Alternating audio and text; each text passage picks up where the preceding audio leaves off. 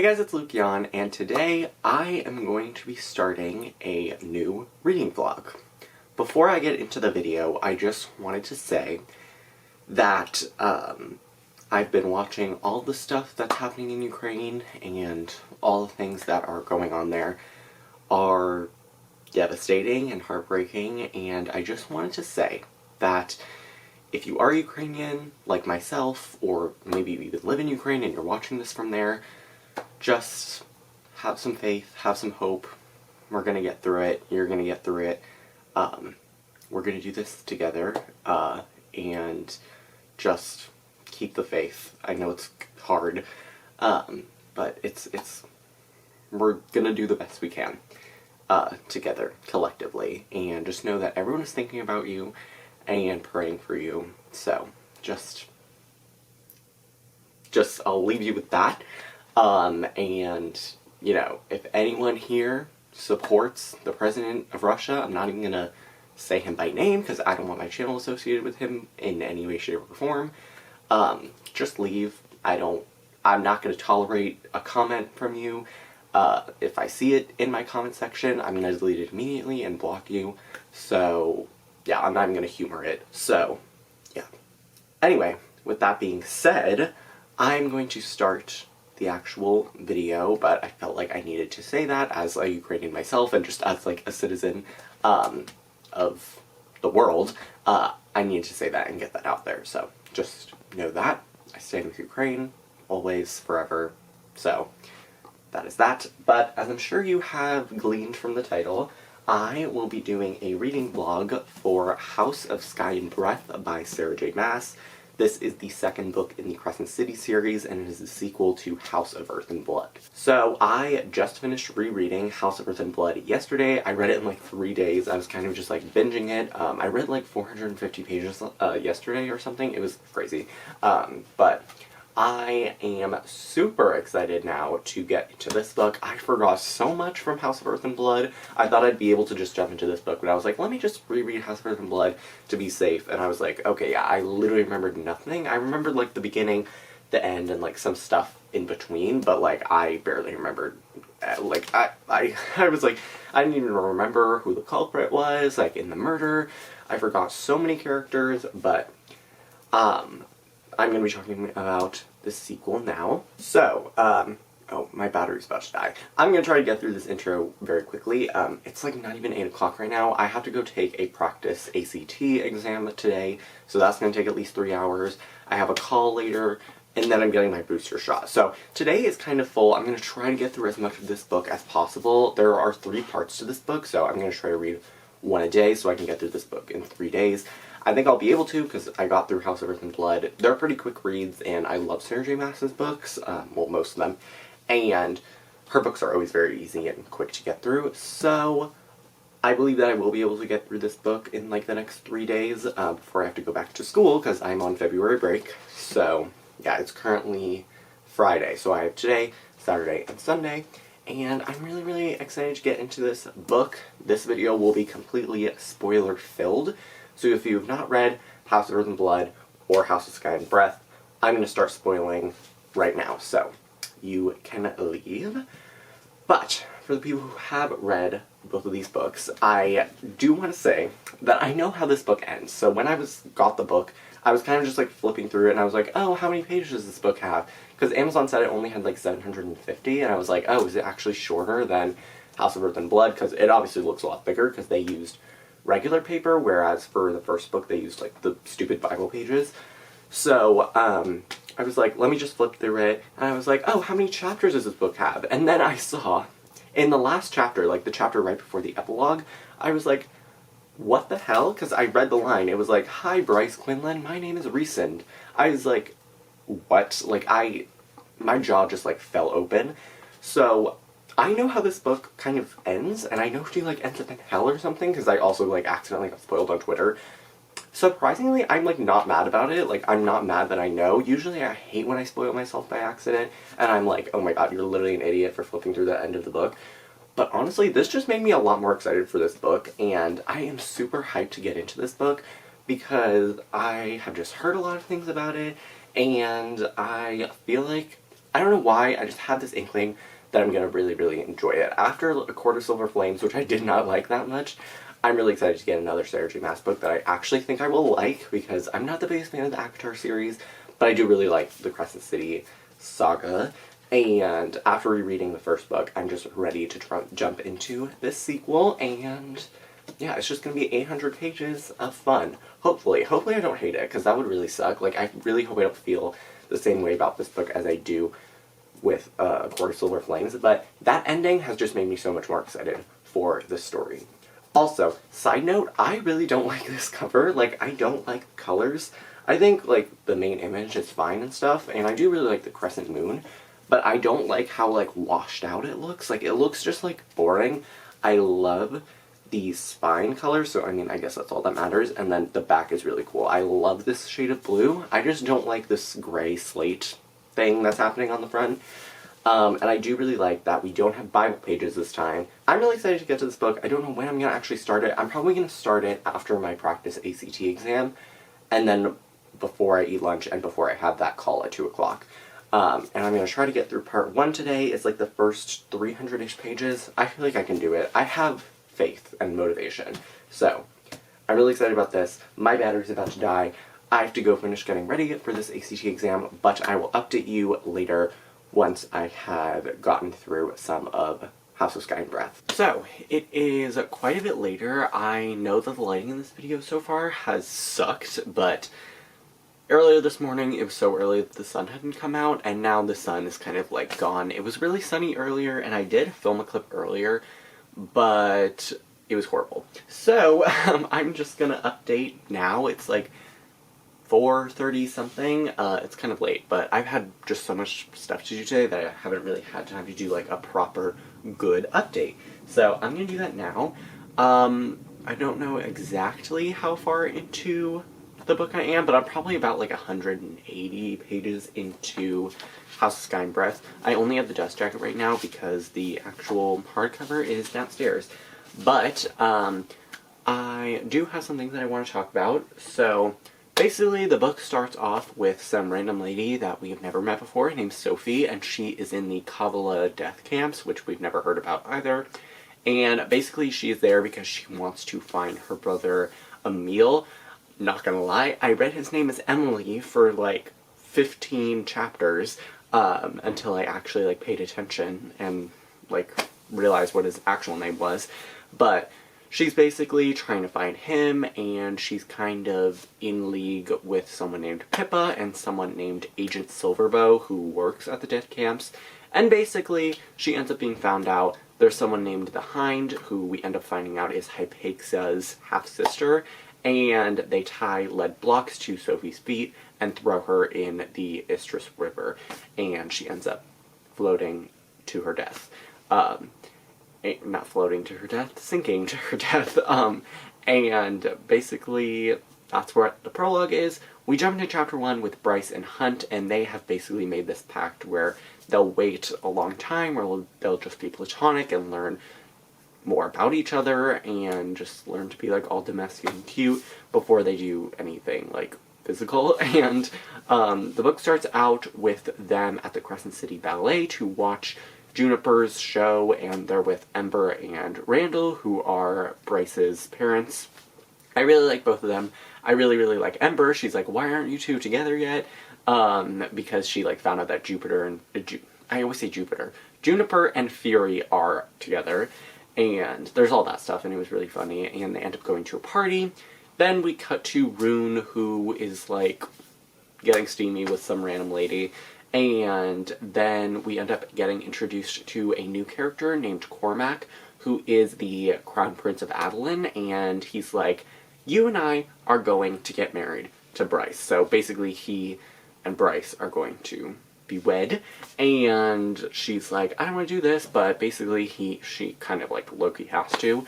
And Rune was talking to his dad, the Autumn King, and he was like, you never really saw me as like a son, and he's like, no, I didn't, but Cormac is going to be the son that you never were.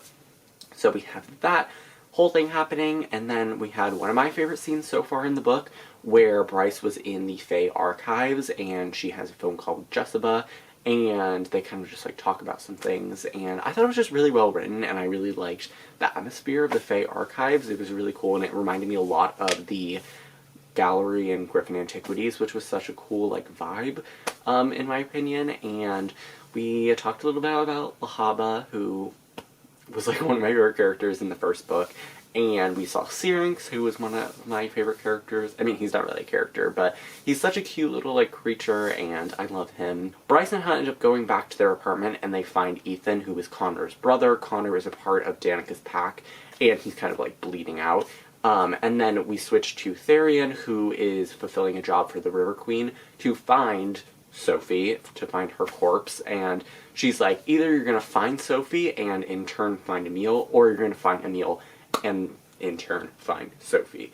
And there's all this sort of drama where Therian is trying to figure out what's going on with Sophie, and he finds out that she had an email exchange with Danica, so he goes to Bryce, and Bryce goes to Juniper, or was it Fury? She goes to Fury, and they have a whole conversation about like the rebellion and the Asteri, and there was like a pack of cats near them, and one of those cats was Itis, who was introduced. I can't remember if he was, well, there was one scene with him in House of Earth and Blood where he was like just randomly talking to Bryce, and then the epilogue was him and I want to say Jessica, but I don't even know if it was her. I can't remember, even though I finished the book like yesterday.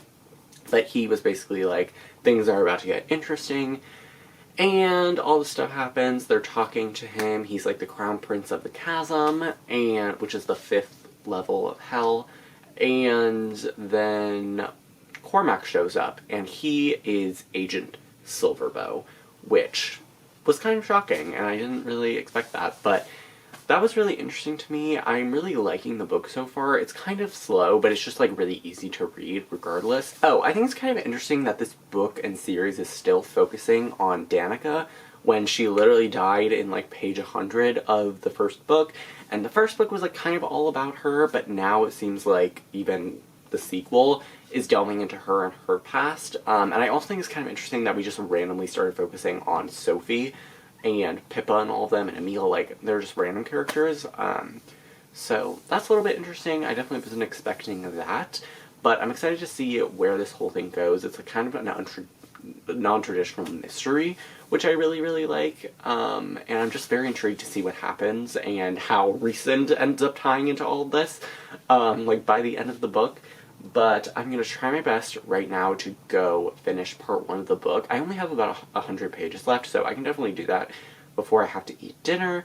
And yeah, as I said earlier today, I think, that I'm going to try to read like a part every day so that I can finish by Sunday. But I just got my booster, so I'm hoping that my side effects aren't too bad.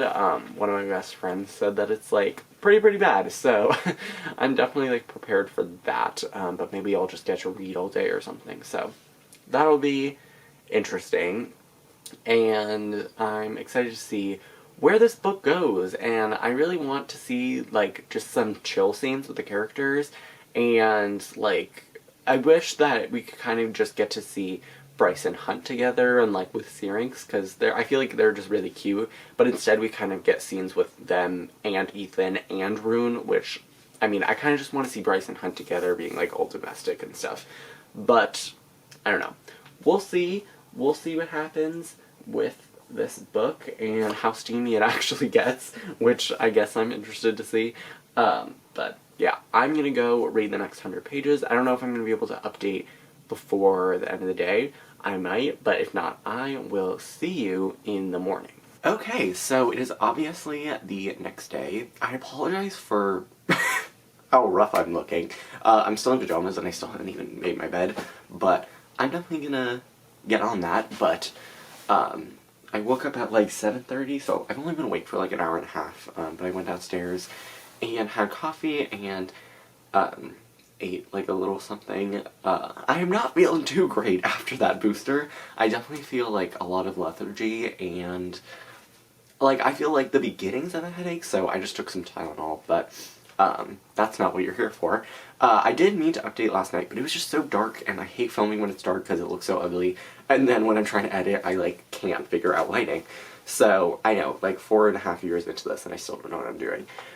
But, regardless, I am going to give you a reading update before I go downstairs and read a little bit more of House of Sky and Breath. But I did end up finishing part 1 of the book, so I finished The Chasm.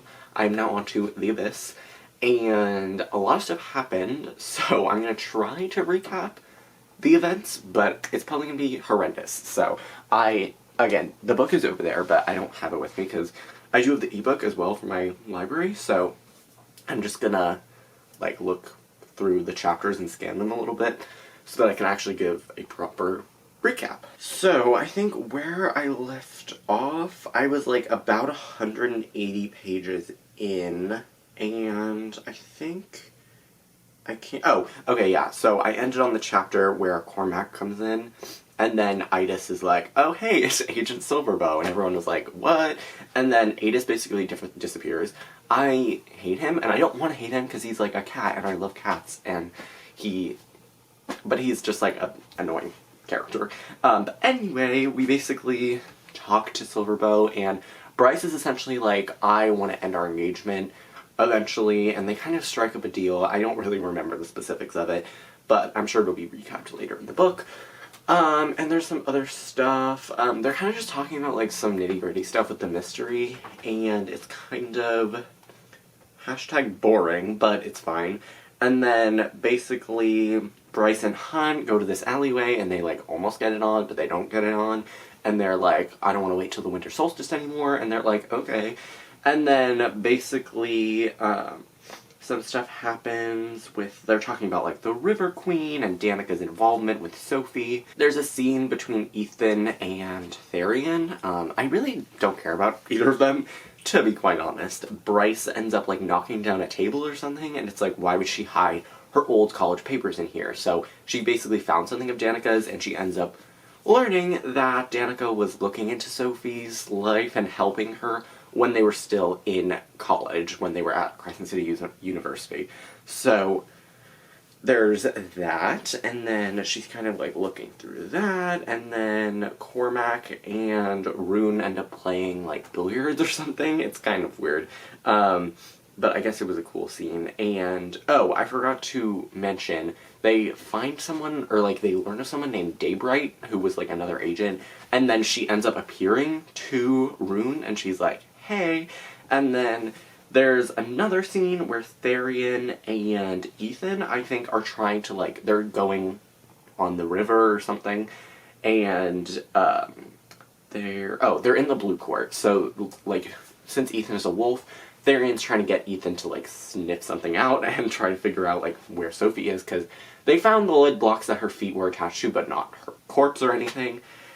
And then, they keep talking about Danica and stuff, and then Bryce and Hunt do get it on. Basically, Hunt wakes up in the middle of the night, and he is kind of talking to, the Prince of the Abyss, I think. Or is it the Prince of the Pit? I don't know. He's talking to someone. Oh yeah, Apollyon or something, who's the Prince of the Pit, so the last level of hell.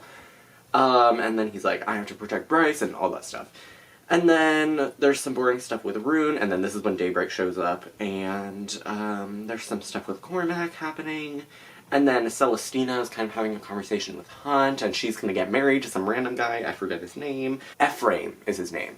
And Celestina is, like, the new governor who took over after Micah was killed, and some other stuff happens. There's, like, other things with Ethan, and then they're kind of uncovering more stuff about the mystery, and then they talk about the Star Sword, and then Bryce and Rune are, like, on the edge of a river, and then Rune is, like, pulled down, and Bryce has to save him, and she, like, kills a Reaper with the Star Sword, and then the last thing that happened, it says, with shaking fingers, she put it back into its sheath, dimmed its light, but the Star Sword still sang, and Bryce had no idea what to make of it, of the blade that had slain that which was unkillable. And that was the end of part 1. So, I'm enjoying part 1, it's not, like, my favorite, I guess I'm still engaged, but there's just, like, some stuff that I wish was, like, I wish it was a little bit faster paced. It doesn't need to be this long, for sure. I feel like this is definitely how I've been feeling about recent Sarah J. Maas books. Like, after Kingdom of Ash, I've been like, these books are way too long. So, that's my main issue with this story. Oh, I feel like there has to be a reason why Sophie and Emil are just randomly important. Like, they have to be people that we know or used to know. Because it just doesn't make sense to me why Bryce would care so much about these two random people that she's never met. And there has to be some sort of connection. So I'm waiting for that. But anyway, I'm gonna go finish getting ready for the day, put on some actual clothes, and then sit downstairs and just kind of relax for the rest of the day while I try to, like, get rid of these side effects from my booster shot. And I will update you once I have another reading update. Okay, so it's about 11:15 and I read like a little while ago and I just didn't feel like updating, but I'm gonna update now before I probably either read some more or eat. Like, either read some more and eat, or eat and then read some more. So I am now like about 360 pages into House of Sky and Breath, and something that I really noticed while I was reading those last couple pages, or like those last like 100-ish pages, was that Sarah J Maas, like, I think with this series in particular, just bit off way more than she could chew. This series and this book in particular is like 5 different genres at once. It's urban fantasy, romance, mystery, paranormal, sci-fi, like there's some sci-fi elements. And I just think that if this was just a regular, like, urban fantasy, high fantasy romance series, that would be totally fine. Like, I think Sarah J Maas is really, really great at writing fantasy books, which is why I, like, enjoy her books. And I think with Throne of Glass in particular, she does fantasy really well. It's, like, epic and sweeping and sprawling, and she can write great battles and a lot of magic and intrigue and stuff like that. But with this series, like, I just personally don't think Sarah J Maas is a really gifted mystery writer, and in both of these books there have been mysteries that I personally just have not cared about. I've liked the characters, and I've liked the atmosphere and the setting, and I really like Sarah J Maas's writing, but just the mysteries I could not care less about. Like, I don't care about the characters who died, and I don't think that they're, like, we need to avenge them, personally. So yeah, I don't care really about the mystery in this series, and I think if it was just strict fantasy, it would be so much more enjoyable, and it would also cut down the books by like 200-300 pages, which would really benefit the story, in my opinion. And so that's why I don't think the series is ever going to get 5 stars unless book 3 is less mystery and more fantasy. So yeah, that's my opinion, and I just honestly think that it takes a really deft hand to write a long mystery story. Like, there are just pages and pages and pages, and entire chapters dedicated to them just talking about theories and stuff and trying to uncover different things, and it's just not interesting to me, in my opinion. So yeah, that's that. But so far, like, what has happened in the book, they're kind of just, again, talking about the mystery and going around, and I do really like the intrigue with the Blue Court and the Queen, the River Queen. I think she's really interesting. I really want more otters in this book. Sarah J Maas said that there'd be otters in this book, and there's an otter named Fitzroy. I've not seen an otter. Like, there have been a few otters, but no named otters, and they're the real shining star of this series, along with Syrinx and poor Lahaba, rest in peace. But that is that. And they, really nothing has happened. Bryce and Hunt got it on in the workout, like, area gym, and yeah, not a ton has really gone on. Like, I can't think of a single thing that's really happened besides that. Oh, they went to the Bone Quarter. I totally forgot about that. They went to the Bone Quarter and saw the Underking, and then he had, like, this shepherd, which is like a 3-headed dog, which is like the 3-headed dog from hell and stuff like that. And then Bryce used the Star Sword, and there was all this commotion with the Star Sword and Hunt's lightning, and then some stuff happened at the end. Basically, she was like, I need to go find Rune. And then Ephraim also arrived, and there's also some stuff going on with the Hind, who is like a random lady who's like Hypaxa's half-sister, and also the lady that killed Sophie. And then they also keep talking about Sobex. I had no idea what those are. Like, there was one in the first book, and then they keep just like randomly appearing in this story, which I don't understand. But anyway, that is what's going on with House of Sky and Breath, and I'm definitely liking it. I just know it's not going to get 5 stars, unfortunately, which I was hoping. I didn't know, like, I knew there would be a mystery, but I didn't know it would be, like, kind of this boring, because, like, we saw one chapter of the people who died, and it's just not that interesting to me. I'm holding out hope for the end of the book, because I know they end up going to hell and seeing Rhysand. So, and Feyre. So, I don't even care about Rhysand and Feyre. I wish it would have been so cool if it was like Aelin or something, because I just like Throne of Glass way more. But anyway, so we're gonna have that soon. I'm gonna go eat lunch and then probably read the next 100 pages. I'm gonna do that. I'm really feeling the effects of the booster right now. My whole body is like sore, and I didn't feel like making my bed because I just want to sit in it a little bit later, but I'm freezing cold, so love that for me. I'm gonna go sit in the sunroom and hopefully just get through these side effects. But I'm gonna read a little bit, and I'll update you once I have probably gotten to page like 450 or something. So, sorry I have not moved the camera at all, but I think it's around like 2:30 or something. The fatigue is really hitting me, so I'm just gonna take a break from reading and try to just keep trucking along. But I just finished part 2 of House of Sky and Breath. So I'm gonna start part 3 later today, but, which is called The Pit, so that'll be interesting. But I'm 530 pages in, so I have about 270 pages left, and I definitely am not gonna finish this book today, but I'll definitely finish it tomorrow. If I read, to page 600 today, I feel like I could definitely do that. But anyway, a lot of stuff happened. There's no way I'm gonna be able to recap it all, but some, really interesting stuff has actually gone on. I think once we reached page 400, I got really, really invested, so now I'm definitely enjoying this book a lot more. There was that whole sequence with the astronomer, which was so cool. I loved that scene so much. It was so well written, and it was just so cool with the orrery and everything, and I just imagined, all these planets and stuff, and the astronomer was a really cool character that we were introduced to, and I loved all that stuff, and learning a little bit more about Connor. And I like how Ethan is kind of coming into his own. He's not just a byproduct of Bryce and Hunt's story and even Rune's story.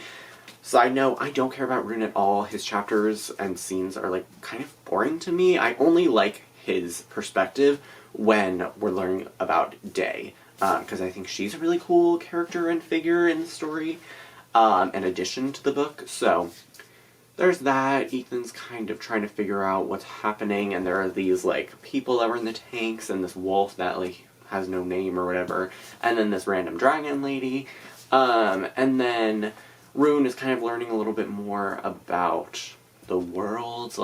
Day just told him the story about this princess or whatever. At first I thought it was a story about Aelin, because in Kingdom of Ash, the prologue was talking about a princess with ashes and stuff. And I thought this story was connected. I don't think so, though, so anyway, that's a totally separate thing. What else happened? We had that whole thing with, what the frick is her name? Oh, it's just the Ocean Queen. Or no, is it? I don't think it is. That sounds like fake news to me. Oh, Captain Sendi's, or Sens, or whatever. And she, works for the Ocean Queen and stuff, and she brought them to that island, which was so cool. I love, underwater stuff. I think it's really interesting. I'm getting Wicked King vibes from that. This book is definitely becoming a little bit more sci-fi with all, the biodome talk and the technology talk. But basically they also ended up finding Sophie's dead body, which was kind of interesting. I still, she's someone. I know she's someone. She has to be, more than just, this random girl that got murdered. And I'm interested to find out what happens to Emil, because I guess I'm a little bit more interested in the mystery now, because it's not, at the forefront of the story. It's kind of just, a side thing, which I enjoy more. We're getting more of, the fantasy sci-fi aspects, which I really like, and I love this whole, underwater system, and honestly, this book has been mostly about, the House of Many Waters as opposed to the House of Sky and Breath, but I guess it's just called House of Sky and Breath to, fit with the theme of the titles, and also because Hunt is on the cover and he's part of the House of Sky and Breath, but that is that, and so much stuff has happened, there's no way I'm going to be able to recap it, but I'm really enjoying the story now with the astronomer. All that stuff is just so cool to me, and, the underwater stuff, so I'm really interested to see how the story, continues and ends and stuff. This next part, I feel is going to be just, super action-packed, which I'm interested in, because at the beginning, the first, 400 pages were pretty slow, and not that interesting, but I think things are definitely going to pick up.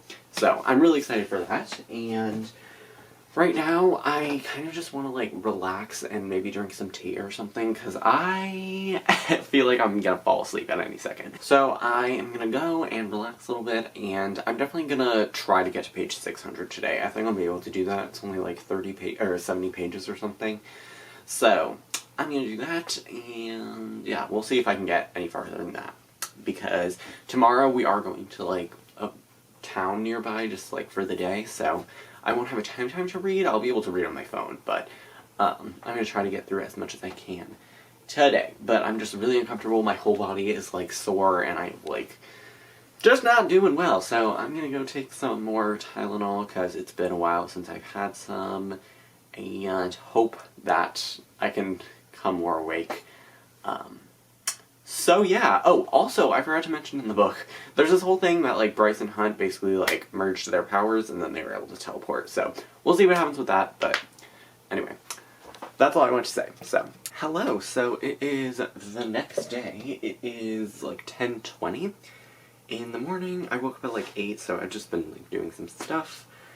And I'm feeling a little bit better. Yesterday I was, like, not feeling great, but I'm definitely feeling a little bit better today. And I did end up getting to page 600 of the book, so I'm gonna try to recap a little bit of what happened. So basically what happened, like, starting part 3, was basically Rune tries to find Declan, and just to find out some more information, and they end up back in the city.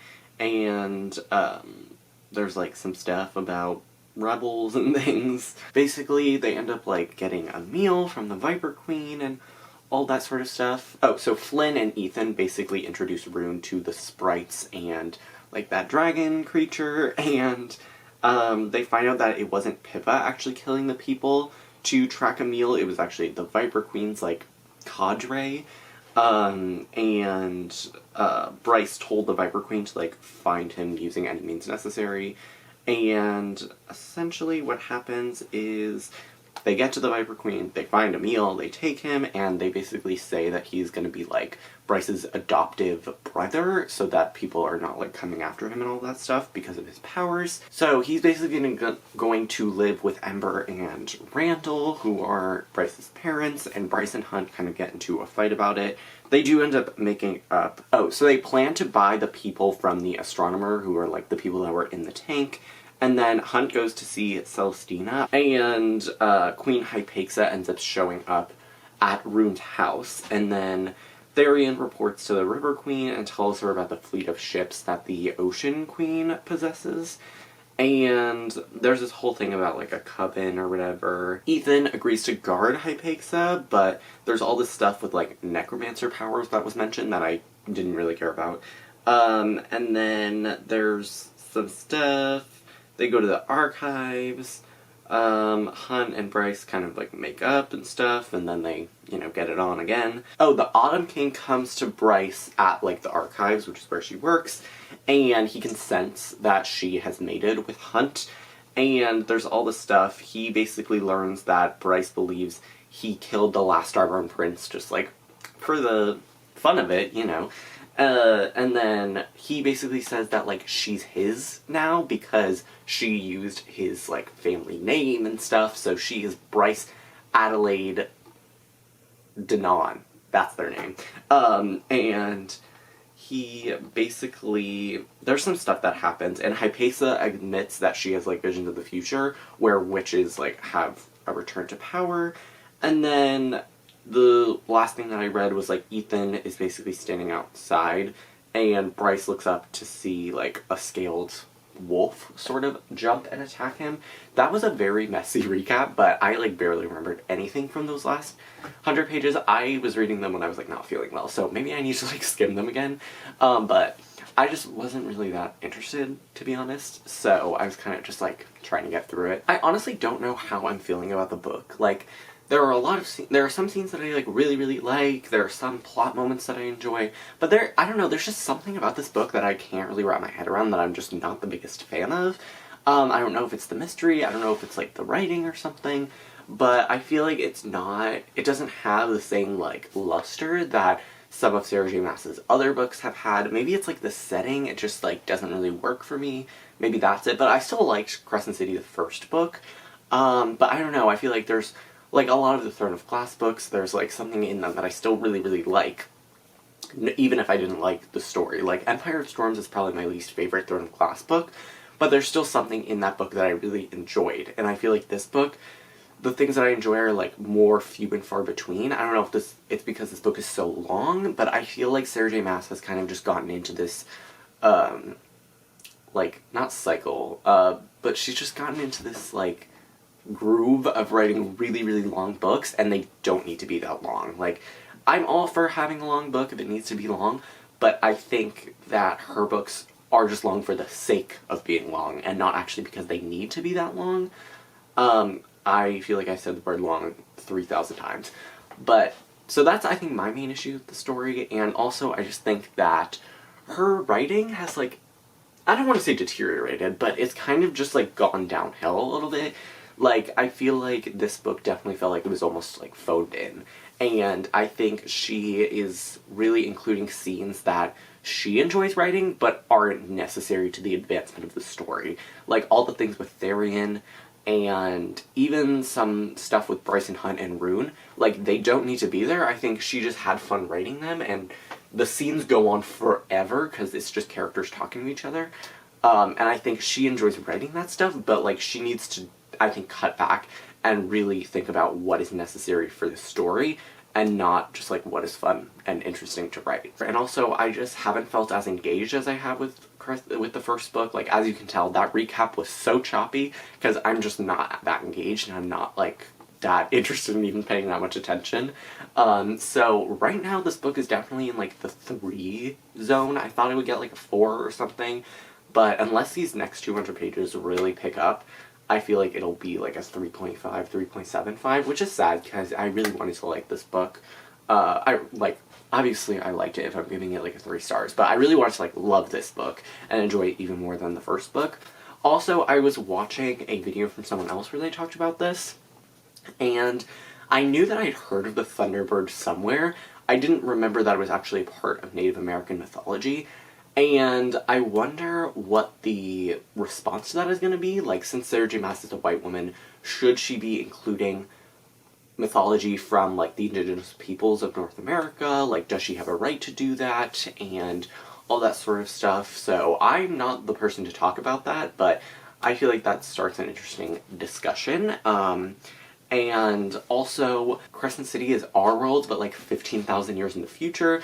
I did not pick up on that at all. The only thing that I picked up on was that there was a book in chapter 1 mentioned that was like Palmyra, which I know is like an ancient Syrian kingdom.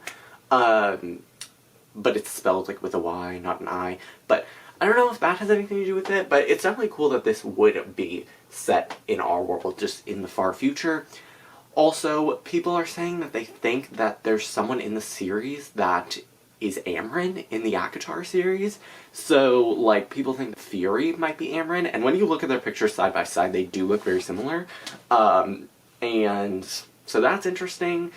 That could be like a cool twist or anything, but I'm really just excited to see how these next 200 pages go, because I feel like it might be the culmination of all these different things, like all these different disparate threads that might make me like the book a little bit more. So, this is the longest clip in history. I'm gonna go and finish getting ready for the day and sit and read. And I'm definitely gonna be able to finish this book today. We were gonna go somewhere today, but we're not doing that anymore. So, yeah. And then at 8 o'clock, the SAG Awards are on, so I'm definitely going to be watching that. I'm like 100% going to finish this book, probably like before 2 o'clock. I'm going to read the next 100 pages now, try to get to page 700, and I will try to have a better recap in the next clip. Okay, so it's about 11 o'clock, and I only read like 75 pages. I'm now on chapter 65. But I have been bamboozled. I was like, oh, this is definitely gonna be in like the 3-star range, like whatever. Literally in that last clip. Those last like 10 chapters or whatever that I read were like easily my favorite scenes in the entire book. Those alone brought this book up to a 4 stars. That was like some of the best scenes that I read like, in this book so far. Like, honestly, it was so good. I don't know what Sarah J. Maas was like, I don't know how she came up with whatever happened. Like, not like that, but, like, I don't know how, like, why we had to wait 600 pages for, like, actually interesting stuff to happen. Basically, there's no way I'm going to be able to recap everything that happened, because so much went down in those last, like, 70-something pages. So, basically, they end up going to a party for Celestina and Ephraim's mating bond. I thought that Hunt had gone to her wedding before, but maybe it was just, like, what is it called? Like, the dinner that you have, like, the day before. But it wasn't the day before, so I don't know what happened. Maybe they had their wedding and now they're having their mating bond. I don't know. But, anyway, they basically go there, and there's no way I'm going to be able to talk about, like, everything that happened. Oh, okay, so the first thing that I was like, this is going to be interesting.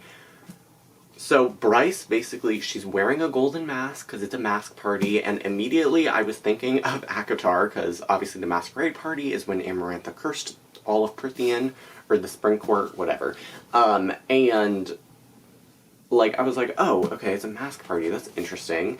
And Bryce is wearing a gold mask and a crown / tiara. In A Court of Solar Flames, the Dread Trove has a mask, a crown, and a harp. I don't remember them mentioning a harp, but maybe there was one, like, at the ceremony that I didn't, like, catch. But that was, like, a connection to ACOTAR. And then some other stuff happened. So basically, what happened at the party, there were, like, 4 different things going on. So we had Bryce and Hunt. They basically were, like, you know, just dancing around.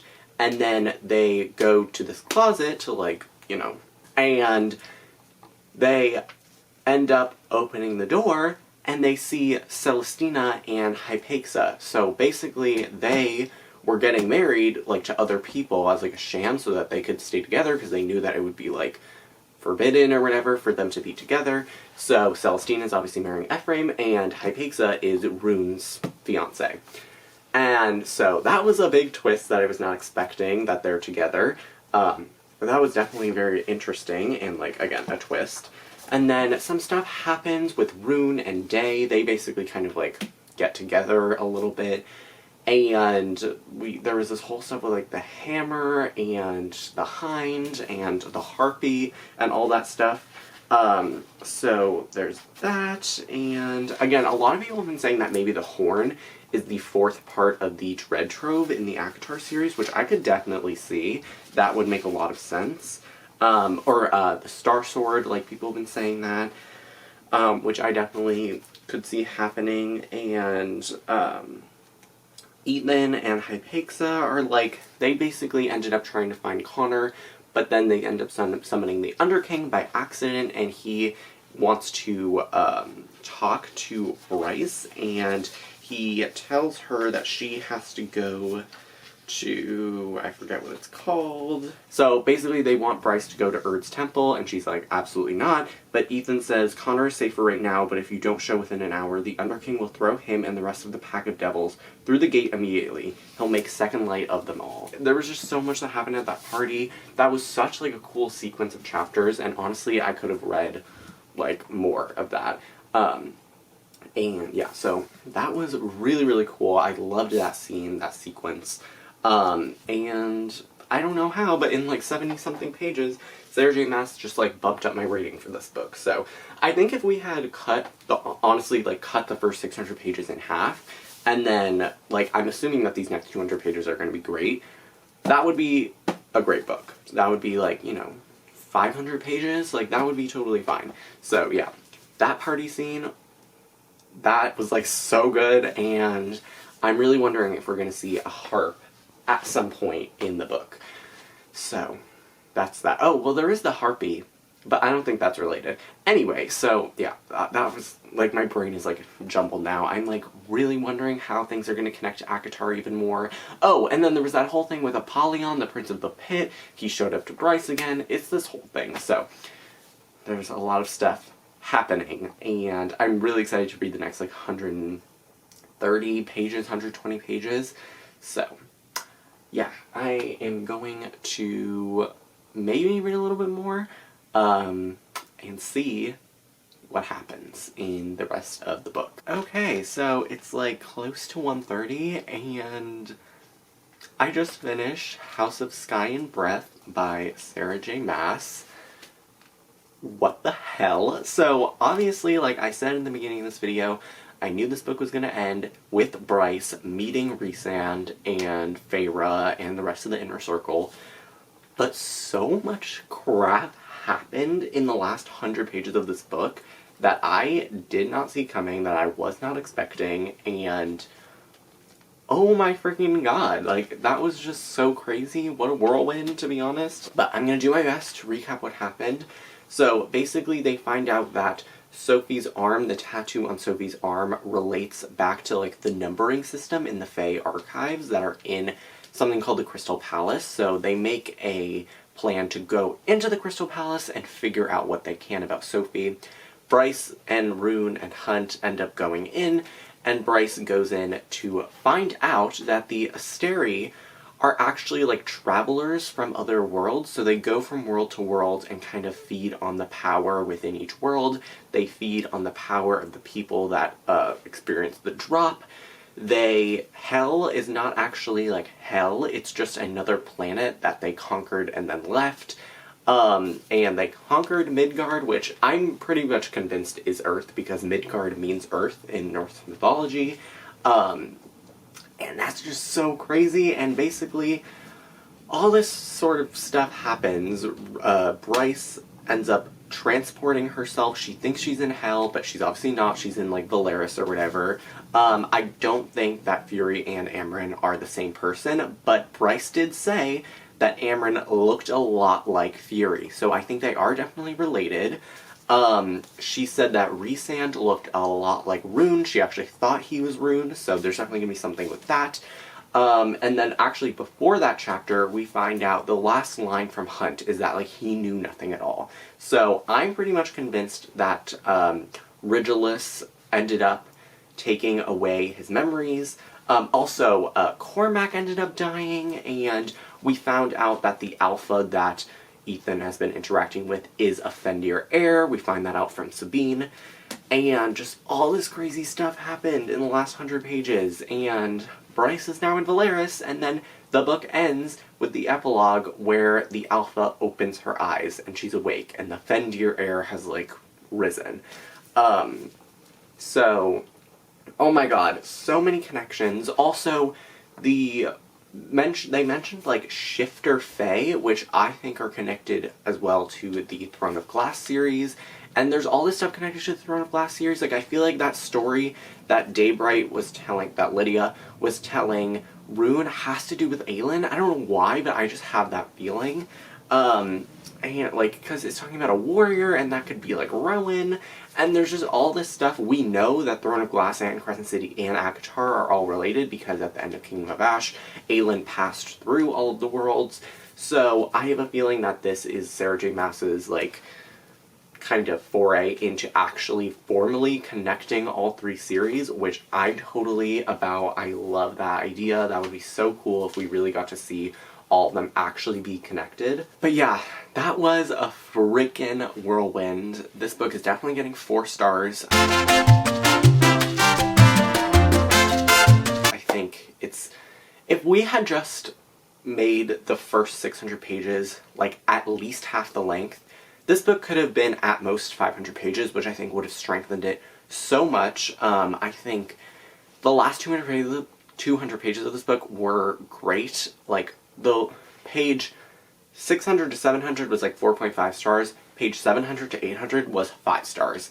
I loved it so much. It was so good. I love, like, the connections, and I am reeling from this. So I honestly, like, was trying to think about how Sarah J. Maas is going to do this. Like, is there going to be another Throne of Glass book? Is the next ACOTAR book going to connect these? Or is the next Crescent City book going to connect these? Like, how is this going to work? We also find out that Gwydion, which is, like, the sword, is the twin sword to Starborn, or whatever it's called, the Star Sword. And, Rune wants Bryce to be the next Autumn Queen because he, like, cannot carry on the line. So it's just this crazy things. I cannot believe what happened. I feel like I need to go watch like every video about this book now and read that entire recap because, oh my god. So yeah, I, in the end, ended up really enjoying this book, even though the first like 600 pages were low-key kind of rocky. But, yeah, I'm like kind of stunned. Yeah, like I don't really know what to say. This is like very crazy. So, I mean, I guess that's the end of this video. If you've read House of Sky and Breath, I would love to know your thoughts. I'd love to know your theories. I'm gonna be stalking, like, Reddit and all the wikis trying to read about theories. Now I'm so excited. Like, I don't care whether we get ACOTAR 5 or Crescent City 3 now, because they're, like, joined. And, like, are we getting another Throne of Glass book? I don't know. But anyway, that's the end of this video. I'd love to know your thoughts on the book. I'd love to know your theories on what's going to happen next. All my social media links are in the description box below, and there's a lot of other links in the description box below, so yeah, that is that. I hope you guys enjoyed this video, and I will see you in my next one. Bye!